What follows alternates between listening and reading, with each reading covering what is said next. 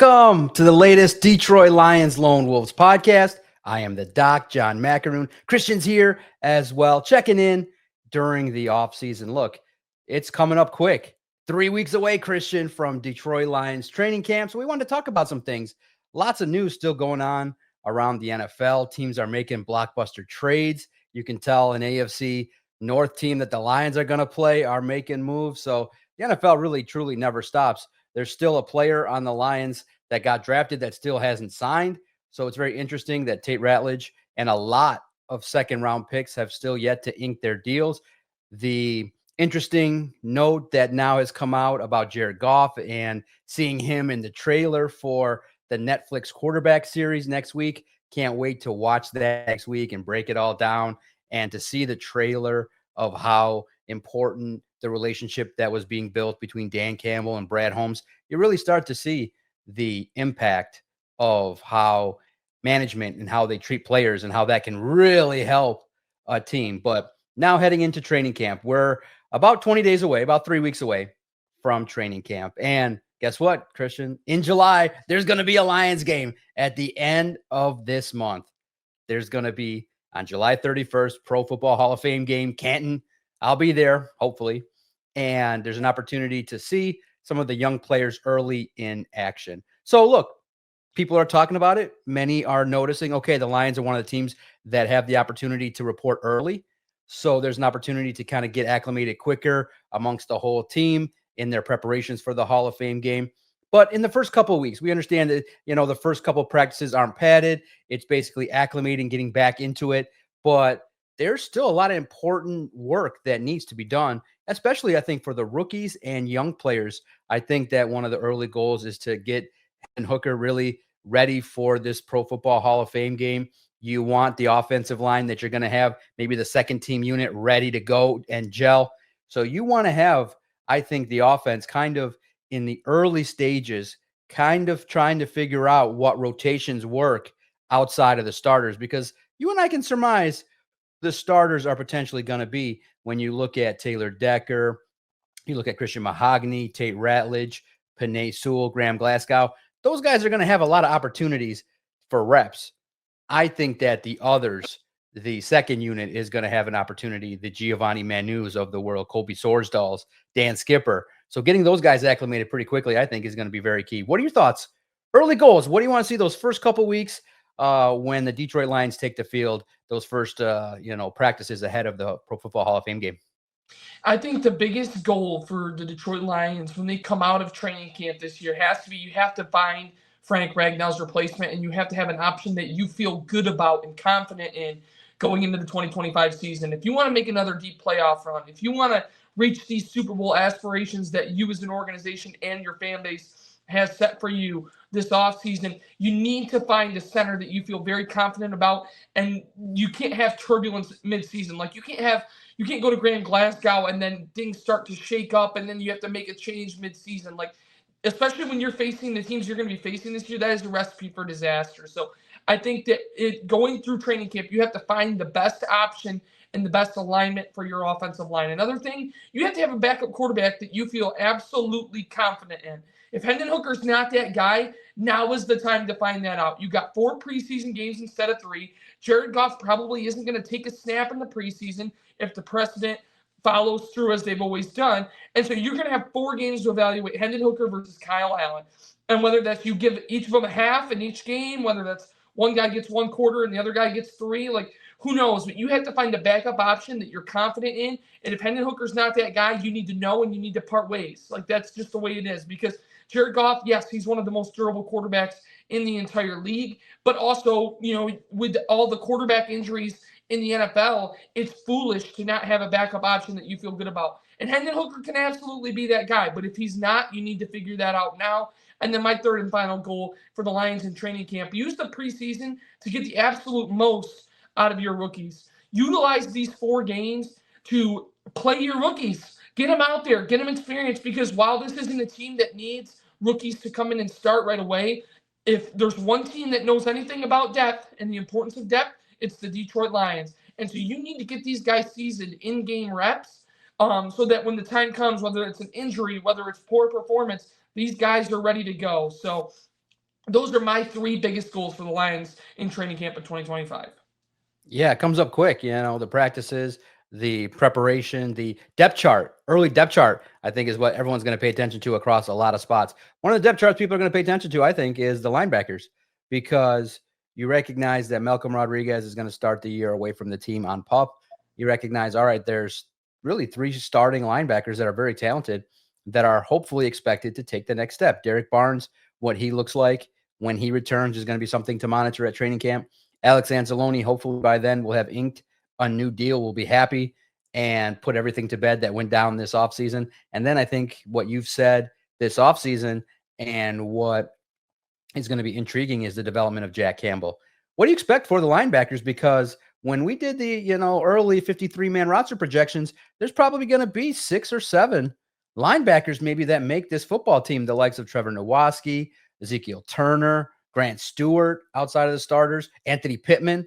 That makes quick 7 right there. And a lot of the linebackers on the lower end of the depth chart have special teams value. So I expect a lot of good things from the starters and the reserves. But from the starters, I'm expecting a little bit more aggression in regards to pass rushing. I think that what you can expect is them, the Sam linebacker spot, to get a little bit more attention out there on the edge. You utilize the skills of Derek Barnes. I think truly having Kelvin Shepard be the former linebackers coach is going to definitely be key in terms of kind of different fronts that the Detroit Lions defensive line could deploy. So I'm expecting a little bit more. I think many people are expecting Jack Campbell to have north of 110 tackles.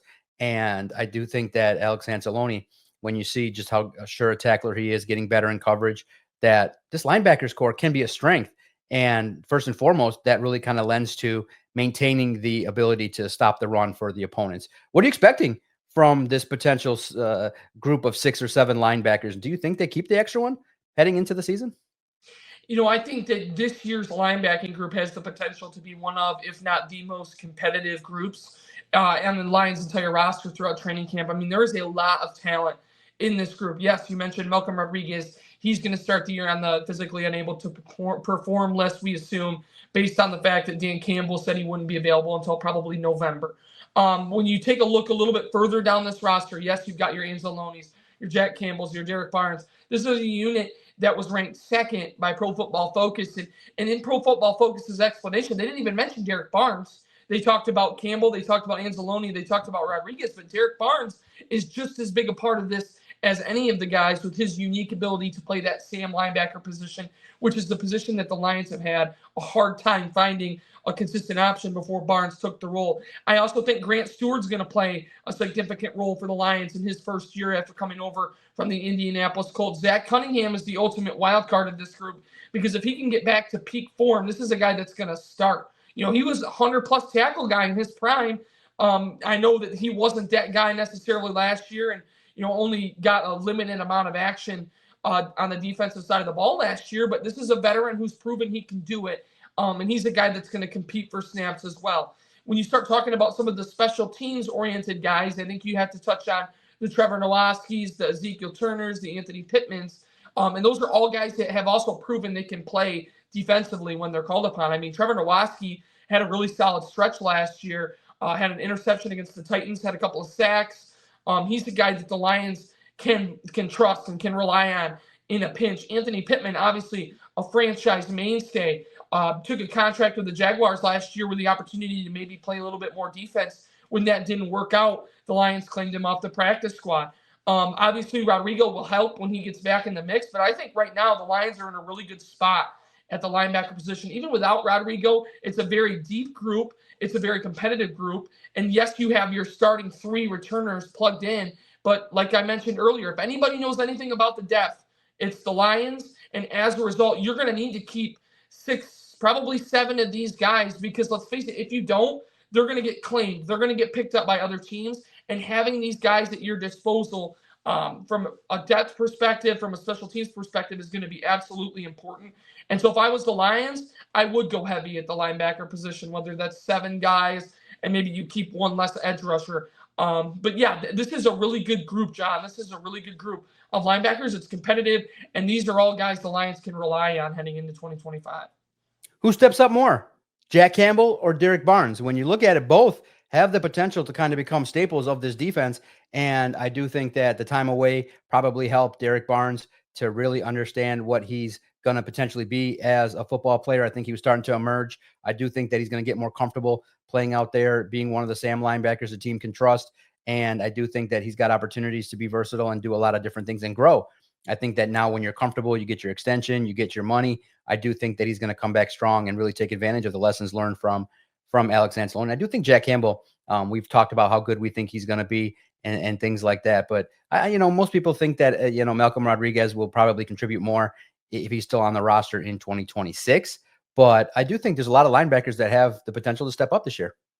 Absolutely. I think Jack Campbell right now is my guy. I think he can be a Pro Bowler in 2025. I think that his performance last year, particularly when Alex Anzalone went down with his injury, he had to take over that Mike type of linebacker. He's on the green dot. He's the guy that's calling the shots on the field, and I think that experience is going to be incredibly good for him moving forward throughout the rest of his career. I do think Anzalone is still the heartbeat of that defense. But I wouldn't be surprised if Jack Campbell has a bigger season in 2025. When you look at his stats from last year, he had a bunch of double-digit combined tackle games. He really took a huge step. After 95 combined tackles as a rookie in 2023, he had 131 combined tackles in 2024. Obviously, a huge part of that is just staying healthy, being on the field, making the most of your opportunities. But I also think that Jack Campbell has an untapped area of his game. And that's the fact that I think he can be an impact player in the passing game with his frame. I mean, you talk about a guy who's listed at 6'5", 246 pounds. He's such a big body that he can use his hands to get in the passing lanes and deflect passes. I think that is the next step for Jack Campbell. The ability to impact the passing game, start intercepting passes, getting more pass deflections, taking away the middle of the field and making that a difficult place for offenses to attack the Lions. I think that's the big thing for Jack Campbell. I think he does that. And if he can get to that level, he's a Pro Bowler without a doubt. And he's a guy who becomes one of the next guys in line for a big contract extension. That's my prediction for Jack Campbell. No doubt. That would be a great sign for the Lions defense because a lot of the players are talking, they're appearing and talking to newspapers and kind of getting their early assessment of what 2025 could look like. And Brian Branch spoke to a local newspaper and was indicating that, hey, the team has gone through a lot. And because of that, they feel like they can go through and handle a lot of adversity because they've been through the ups and downs. They've been a young core that has kind of grown together. Now you got Ennis Rakestraw and Terry Arnold, who's been through the battles. You add DJ Reed. Do you think this defense is better? Can they be better than 2024? You probably would, ascertain that Kirby Joseph, Brian Branch are going to get better, are going to continue their growth and development.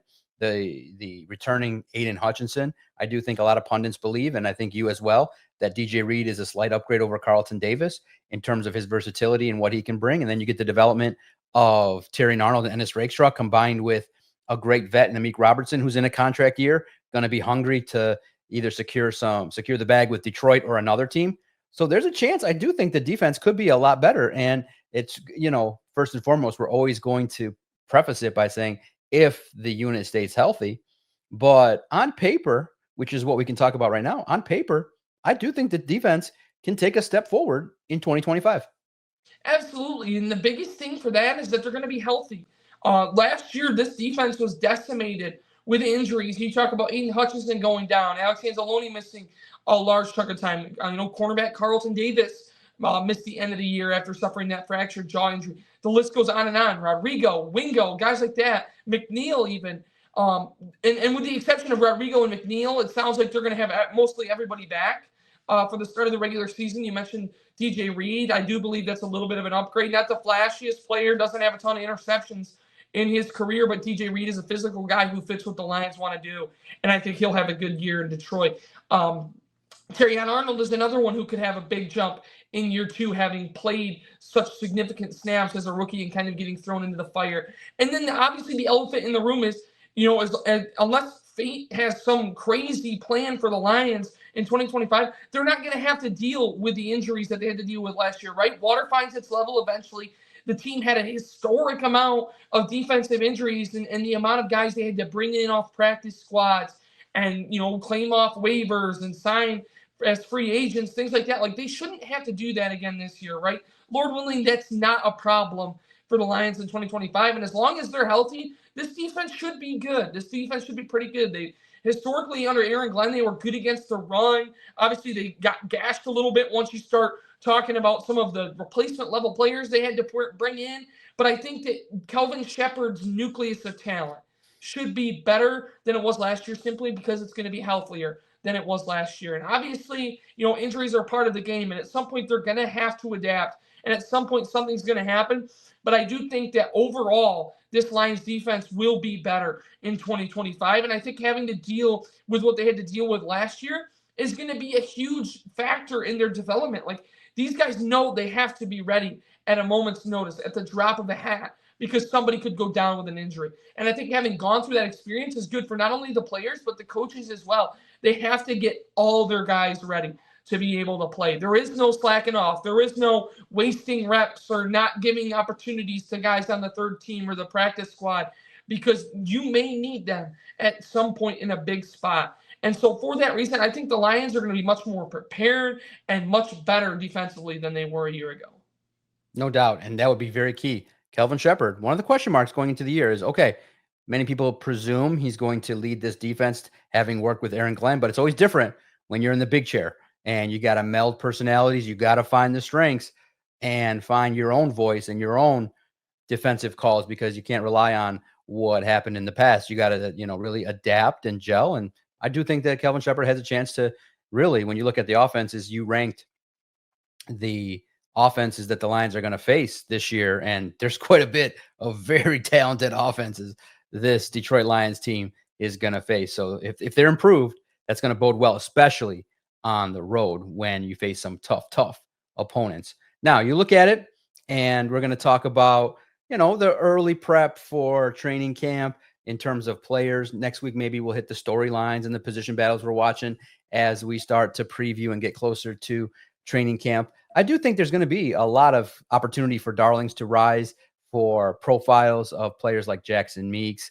And we'll talk about, Keith Cooper. We'll talk about players that have a chance to really impress with opportunities. You realize, okay, maybe a player that's a vet like an Al-Quadin Muhammad can get out there. Like you mentioned, Zach Cunningham could be a surprise player. But I think a player, and typically when you have a unit like the offensive line, maybe, a couple players like maybe a Kingsley Egwakun can be a guy that when you have a need at center, many people have him early on the outs.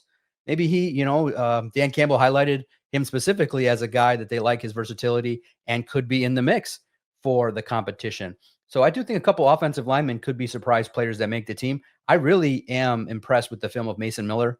I think he can play all five positions along the offensive line. I think when he gets his opportunity, I think he brings the physicality that this team would like. His former offensive line, his former, I think, offensive coordinator now is a tight ends coach. So there is some familiarity. You have an ally and a voice in there. And I do think that, if Giovanni Manu and opportunities, you're looking for versatility. I think that many people, the surprise that I had in my 53-man roster was Broderick Martin, because many people have him on the outs. But I do think that a couple surprise players could come from the offensive line in the undrafted free agent category. Who's a surprise Lions player maybe that people aren't talking about that could make this team, and maybe someone to pay attention to early in training camp ahead of the Pro Football Hall of Fame game? I'm going to give you two, both on the defensive side of the ball. The first one being undrafted free agent safety Ian Kennelly out of Grand Valley State. That was a guy that safeties coach Jim O'Neill spoke very highly of, talked about how he really wasn't even on the Lions' radar until that local pro day, and he just put on a show. And pretty soon all the coaches are gravitating over there watching this guy work out. I think if the athletic tools match his ability to adapt the scheme, it's going to be tough to keep him off the roster. And, obviously they drafted Dan Jackson, so Dan Jackson does have kind of an in as far as making the roster. But at the same point, like, if they feel that Kennelly's got more potential, then they wouldn't have an issue keeping Kennelly, leaving Dan Jackson off. And then you can always maybe keep Dan Jackson around in the practice squad. But I do think that Ian Kennelly has some upside. Obviously, coming from the Division II level, it's going to be a jump in competition. But at the same time, athleticism plays. And athleticism will get you a spot on special teams. And instincts will get you a spot in that defensive back rotation. He's a guy worth investing in. The Lions, under Dan Campbell, have kept at least one undrafted free agent in every year. Maybe Kennelly is that guy that keeps that trend going. Another guy I want you to keep an eye out for, who had his preseason cut out last year, was a guy that had impressed early on, had a good game in the first game of the preseason before getting injured, is defensive end Nate Lynn. Nate Lynn is a guy who is very interesting. Him and Isaac Uku were kind of that tandem of undrafted edge rushers. Could one of them make the team? Could one of them be a guy who contributes in 2024? And obviously, Nate Lynn goes down with a season-ending injury in the first week of the preseason. I think Nate Lynn, as long as he stays healthy, can be somebody who puts on a show in training camp. He's going to get a ton of snaps, get after the passer, maybe a guy who gets a couple of sacks in the preseason. And at that rate, Nate Lynn would be a tough guy to keep off the roster, especially when Lions fans are clamoring to find somebody opposite Aiden Hutchinson who could step up and play a big role as a pass rusher. Maybe Nate Lynn is that guy. He's somebody I'll be keeping an eye out for in training camp for sure. Yeah, no doubt. The linebacker spot, like we said, there's so much competition regarding, who's going to be there. And I think that's what the Lions have really set up is, yeah, you can see early depth charts and 53-man projections, but if you go out there and showcase to the coaches, hey, you can play, you have an opportunity to make the team. And that's what makes it difficult, because if you don't showcase every single year what you're about, you may end up being a player that gets released. And so there's going to be a lot of players on the developmental track that, you got to pay attention to. Hendon Hooker, Kyle Allen, Broderick Martin, Colby Sorsdahl, all players that have to showcase things. Sione Vaki has to take a step up and showcase more. And I do think that there's, a lot of players that are in prove it mode for the Detroit Lions, and we'll highlight them in coming articles for Detroit Lions on SI on this podcast. So it's interesting when we look at who could not make the team. You recognize, all right, maybe is it one of the vets that's out there? I think one of the names that people would think would be a surprise is Graham Glasgow. If he has there's no guarantee that he goes out there and earns that job. If Tate Ratledge earns that job, you now could start potentially 3 young guys at Tate Ratledge at center, because you project him to be the center of the future. He could go out there and win the job. And you insert Miles Frazier at right guard. Now you have 3 young blue blood offensive linemen, and you go with it. Could that be the case? He's got to prove his worth. So I do think Graham Glasgow could be a player that if he doesn't showcase what he's about early, even though, hey, he's a player that's respected, he didn't have the best year last year. And I do think a lot of people are penciling him in to be the safety, to be the center of this great offensive line. But if he doesn't showcase it in practice, if he gets beat out by Tate Ratledge, it's not a guarantee that he's the starting center. And it's no guarantee that, the team will keep a veteran, especially when Dan Campbell highlights Egwakun and what he can bring to the table. We've seen Colby Sorsdahl take reps at center. It's a young man's game, and that's just the way it is. That's probably my surprise player that may be on the outs. Anybody that you think could be a cap casualty or somebody that the Lions maybe will look to move on from that's in a contract situation that might be not as advantageous? I think that there's a couple of interesting options in terms of surprise players, right? Like Colby Sorsdahl was a draft pick of the teams in 2023. Would I necessarily be surprised if he doesn't make the team? I don't know, but that's one to keep an eye on. Another guy is somebody like Khalil Dorsey, who came back on a short contract. Obviously, he's been huge as a gunner, as a special teams player. He's somebody that has a lot of value for the Lions, but if somebody beats him out, I don't think the Lions would hesitate to maybe part ways with him. When you talk about draft picks potentially, like I mentioned, Dan Jackson is one. One sneaky, probably not, but maybe option in terms of this question is Khalif Raymond. Obviously, Khalif Raymond has a ton of value for the Detroit Lions as a kick returner. I know he doesn't do a ton of kick returns, but he's the punt returner. He has special packages on offense. But if a guy like Dominic Lovett comes in and has a solid training camp, you get an undrafted free agent like maybe a Jacoby Keeney-James who has a ton of speed, maybe Ronnie Bell. I mean, there's competition for Khalif Raymond. Like, there is competition on this roster for Khalif Raymond. Ronnie Bell has experience returning punts. Not a ton, but he does have experience returning punts. Jacoby Keeney-James, obviously very fast. So Khalif Raymond is one to maybe keep an eye on. Obviously, going into the last year of his contract, the Lions have already kind of restructured his deal, gave him a little bit of a pay cut going into the season. But I do think Khalif Raymond is if you're talking about huge surprises, that would obviously be a huge surprise. But it's also not unfathomable when you talk about some of the competition on this roster. And then the name, listen, he just recently stood up for Detroit when Sophie Cunningham was dropping bombs. Dan Skipper's got to fight. He's always in that battle. Yep. I do think he's a glue guy. I do think that he's a player that's well respected, but he's getting up there in age, and there's just stiff competition. And it's one of those deals where I think if he does not end up making the team, it's going to be, one of those unpopular moves because of the fact that he's such a popular player, popular figure. I love the fact that he came to the defense of Detroit, when Sophie Cunningham is really speaking ignorantly about WNBA expansion. You got Dan Skipper right there saying, man, playing in Detroit is great. Well, not for you anymore, Sophie, because there's no probably chance that she ever ends up playing for the unnamed Detroit team because of what she said. Over 25 million views or so off a single comment. I thought was wild. But you realize Dan Skipper, he's always battling. But I do think that there's a really good chance that he'll be there right at the end, and it'll be one of those tough decisions. But he's a guy that has a role, and I think he's one of those glue locker room guys that Dan Campbell would like to have around. So it'll be some tough competition at a lot of spots, and we'll highlight more of the position battles that are the most competitive in coming episodes. But with our last couple topics, I do want to get your sense of who's going to draw some headlines. You brought up a name, Ronnie Bell, with his tie to Michigan.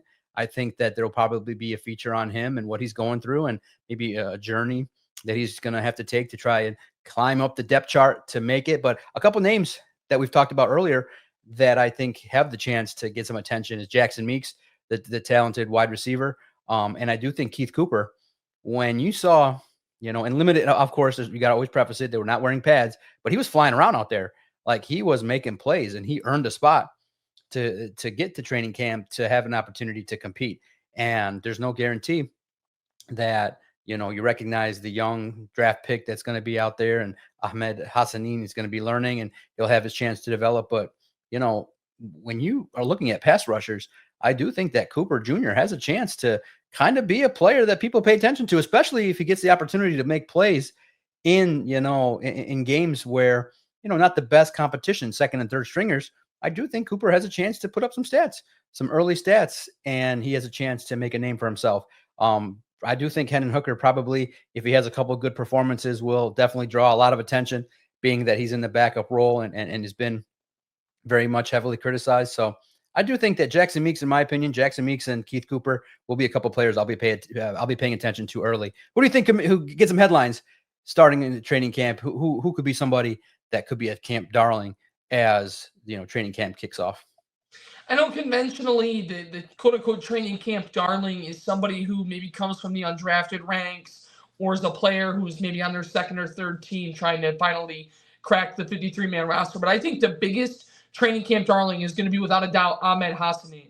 I think that with his personality, his work ethic, the fact that he's already kind of assimilated so nicely with the city of Detroit, he's all of a sudden just very connected and plugged in. He's got great support. And the Lions fans already love him, obviously, going back to that phone call that he had with Brad Holmes and Dan Campbell on the day he was drafted. I think that his mentality fits the Lions perfectly. He's relentless when it comes to his work ethic, when it comes to his toughness. And Ahmed Hassanin is going to be somebody who I think the Lions fans will find very captivating. He's going to get a ton of opportunities as long as he's healthy in the preseason. And he's another guy I wouldn't be surprised if he just gets after these, third team offensive linemen that he may match up against. He's a guy who should get a ton of reps, should have plenty of opportunities to make plays, and all things considered, should be a guy that makes the team and contributes at some capacity. I said on this podcast a couple weeks ago, I was buying all the Ahmed Hassanin stock. That hasn't changed. I'm a huge fan of the Boise State product. He is relentless on the field. He's a tough guy. He just threw a video up on his Instagram of him, pushing 4 plates like it's nothing. And he's the guy who has the personality, the work ethic, the toughness, and the overall ability to be a captivating guy for Detroit Lions fans in 2025. No doubt. I think he'll get a lot of attention.